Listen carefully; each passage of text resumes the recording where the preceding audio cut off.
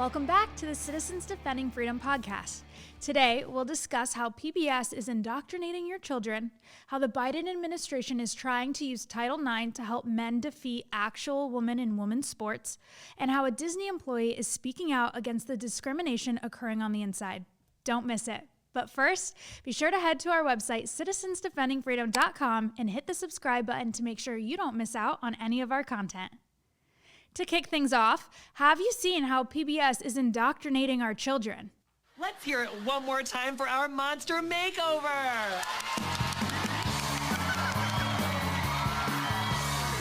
Wasn't that fun, Cookie and Elmo? Elmo? Cookie? Elmo and Cookie had to finish their makeovers. Or Jonathan Van Ness overs. You both look amazing, if I do say so myself. Did you? Mm-hmm. Let's hear it from Mr. Jonathan Van Ness. Yeah!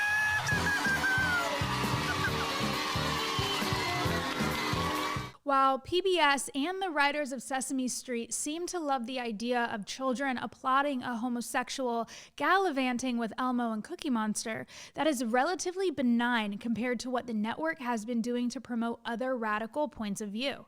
Last week, Citizens Defending Freedom called on the federal government to defund PBS after our research revealed that the taxpayer-funded network has published an LGBTQ toolkit for teachers and children. Federal funds account for at least 15% of PBS's total funding. The network's curriculum for students is designed to integrate pro-homosexual and racist history and narratives into U.S. history and English classrooms. The network says its curriculum guide is modeled after the New York City Department of Education Social Studies LGBTQ curriculum.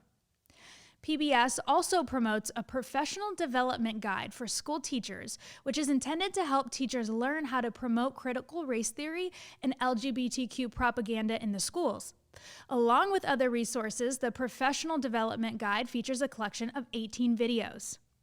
It includes a video called All Oppression is Connected. All oppression is connected. If you line up all the people who are against the black people and line up all the people who are against the gay people and line up all the people who are against poor women or against abortion and you put them all in the same corner, chances are they're related to each other, they know each other, and so therefore it's the same enemy. Can you believe that? She said if you line up all the people who are against the black people and all the people who are against the gay people and all the people who are against the poor woman or abortion, chances are they're related to each other, they know each other, and so therefore it's the same enemy. Another video for educators is called Combating Homophobia, Transphobia, Real-Time Tips. Another video directly promotes biological males playing in girls' sports. It's called Non-Binary Inclusion in Sports. I spoke with Kristen Huber, our Chief Communications Officer and one of our resident moms. Kristen, being a mother, how does this sit with you? Honestly, Lindsay, it's equal parts both infuriating and saddening. I mean, incredibly disheartening. The disheartening side of things, as a society, how did we get here? How are we now sitting here even having a conversation whether we should be exposing children as young as kindergarten to sexually explicit content?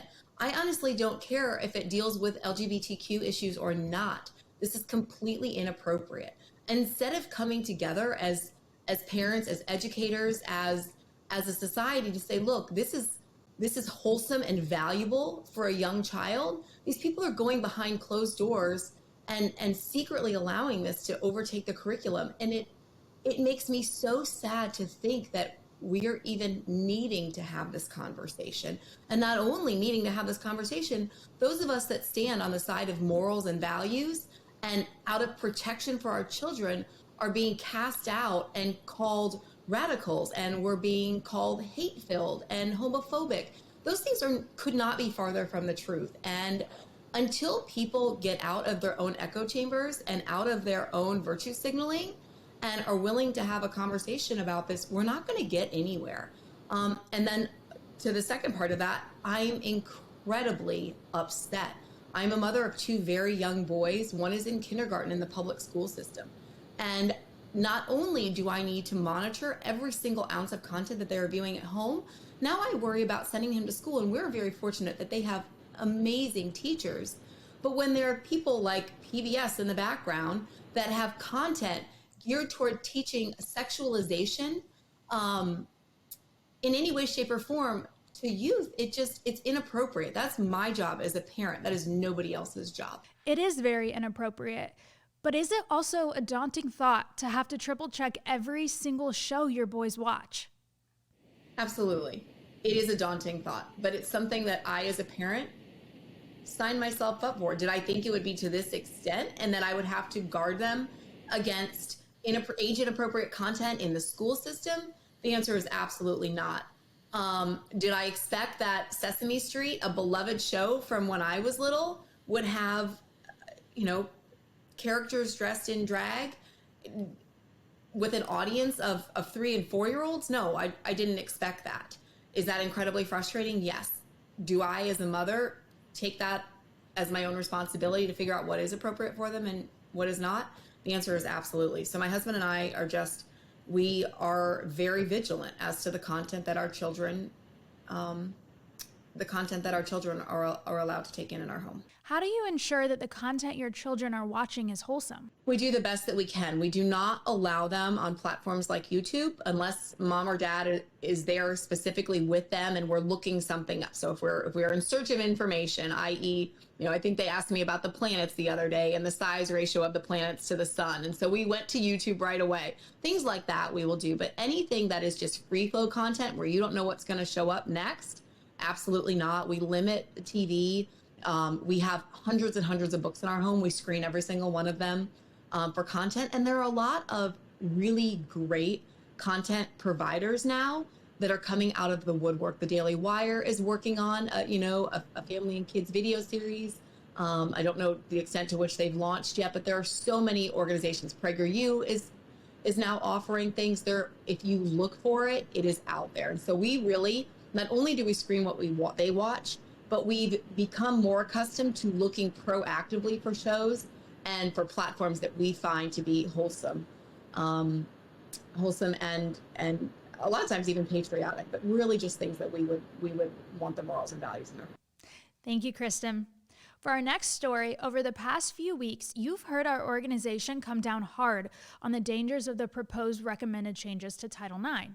Those changes would only further perpetuate the nonsensical idea that boys can be girls and girls can be boys. While it may seem like a few isolated incidents currently, this is occurring on a much wider scale than most Americans are aware. Now, this will start happening to young girls in school. We want to show you firsthand what has been taking place. Here, we have Canadian Quinn, who became the first openly transsexual athlete to have won Olympic gold. Then, we had Laurel Hubbard, another male athlete gallivanting as a woman, this time in women's weightlifting at the 2020 Olympics. I think it should come as no surprise that a man the size of Hubbard can outlift his female Olympic competitors. And this is one that has made major news headlines. Swimmer William Leah Thomas beat 2 Olympic medalists and made history as the first trans athlete to win an NCAA title. Now, if that didn't make you frustrated, William was nominated for NCAA 2022 Women of the Year award. If that wasn't bad enough, Jill Biden turned the focus from celebrating women to celebrating men by awarding a man the International Woman of Courage Award. Why can't we give the International Courage Award to a woman who has served our country, to a woman who is a police officer who puts their life on the line on a daily basis? But that's not all. A biological male lawmaker masquerading as a woman from Minnesota won USA Today's Woman of the Year award alongside Michelle Obama. I love the added question, what will ever be left for women? Continuing on, let's look at Miss America's first ever transgender local pageant winner. Can you tell which one of these contestants we're talking about? One of these things is not like the others. One of these things doesn't belong. Can you tell which thing is not like the other by the time I finish this song? At least we know with pageants, it has never been about what you were born with. I saw a tweet once and it said men are better at everything, even being women. As a girl who competed in sports, if I had been forced to shower with biological males, I wouldn't only question whether my safety and privacy were at risk, but I would have reevaluated playing sports altogether. I believe the transsexual movement is undeniably an assault on women's rights. Earlier last month, the Biden administration announced that it would expand the meaning of sex discrimination under Title IX to include gender identity and sexual orientation, forcing schools to allow students of the opposite biological sex to play on athletic teams consistent with their chosen gender identity. Fortunately, their plan is not finalized yet, and there is still time to voice your opposition. That's why we need you. We, as American citizens, must come together to share our thoughts about the Biden administration's effort to take away women's rights.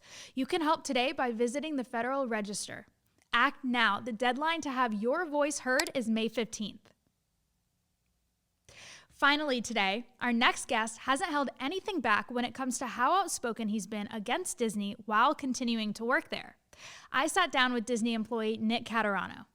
Nick, have you faced any backlash continuing to work at Disney while being so outspoken against their policies and the discrimination occurring on the inside? I had a lot of innuendos, a lot of jabs, a lot of looks. People didn't want to talk to me. But the longer I was there, and it was something I prayed about, especially with the wokeness, I was close to quitting. And as I prayed about it, I realized they were purging all areas of society, and especially through the police, the military, medical professionals. I think the idea was to purge it, to get rid of dissenting voices, and then they would have a lot more control, and we would be easier to target as outcasts. And I realized I had to stay and be the voice inside. So I got thick skin in some ways, and I just hung in there and dealt with the looks and stuff. But people have come around, I think, as they all realize, especially we went through a wave where everybody was vaccinated, boosted, they were all getting COVID, people were ended up in the hospitals. Mm-hmm. A lot of people have come around, and I've been really encouraged to see now everybody speaking in the open, or many people are speaking in the open, where before it was all whispers and in corners, or as we're walking out of work. Now people aren't scared to talk about things that are really obvious, and I think that's the win. So I encourage anybody, wherever they are, that's the line. Push back and get that conversation going, because that's a start. Mm-hmm. Where do you stand now with Disney since you're involved in a discrimination lawsuit? Yeah, we're trying to hold them accountable. There's an interesting facet. So our lawyers decided to bring 7 plaintiffs up first that they felt had really strong stories and got their right to sue out of the EEOC.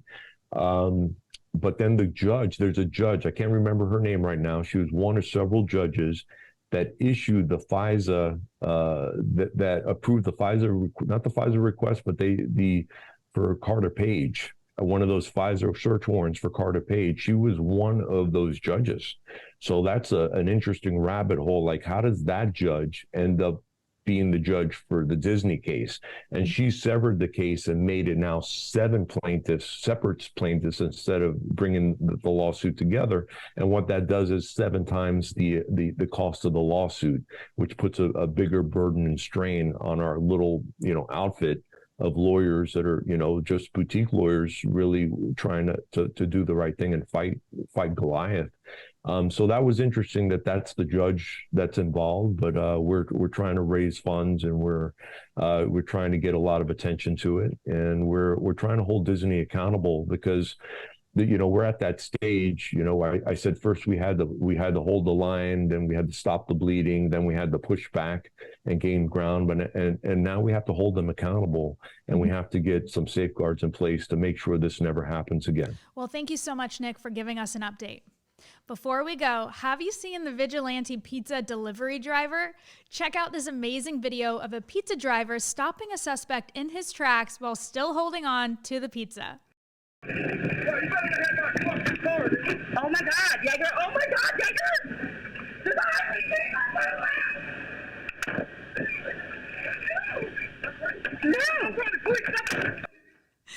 And finally, we want to leave you with a verse from the Bible. Genesis 1:27 says, "So God created human beings in his own image.